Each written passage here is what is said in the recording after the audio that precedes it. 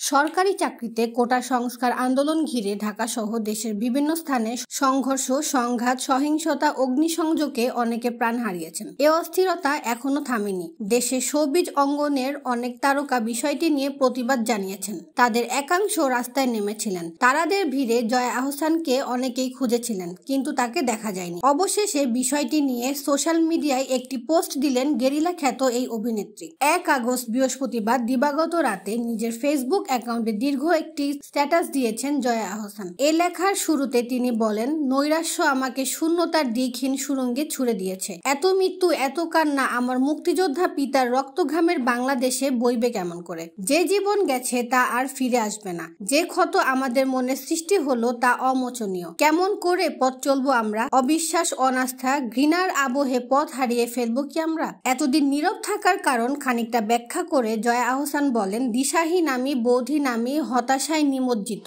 আমি নিশ্চুপ। সপ্তাহাধিকাল কি লিখবো, কি বলবো, কে শুনবে আমার কথা? এ কেমন ধূসর যাত্রায় রক্তাক্ত আমরা একাকী পথ হাঁটছি? কি এক অমানিসা আমাদের জীবনে নেমে এলো? কেমন করে পথ চলবো আমরা? কেমন করে? প্রাণগুলো চলে গেছে, বিষণ্ণতা রেখে গেছে। এই এত এত তাজা প্রাণের দাম তো অনেক। আমরা যে অনেক বেশি ঋণী হয়ে বেঁচে রইলাম। সৃষ্টিকর্তার কাছে আর্জি জানিয়ে জয়া আহসান বলেন, হে ঈশ্বর, আলো দাও সকলের হৃদয়ে। সকল ঘৃণা, ক্রোধ ধুয়ে মুছে যাক আলোর বন্যায়, ভালোবাসায়। হত্যা, মৃত্যু, হানাহানি অতিক্রম করে একে অপরের হাত ধরে ভালোবাসায়, কান্নায় জুটবদ্ধ পথ চলি। দেশটা ফিরে পাই আমরা আমাদের মতো করে। শান্তি চাই, শান্তি চাই, শান্তি চাই।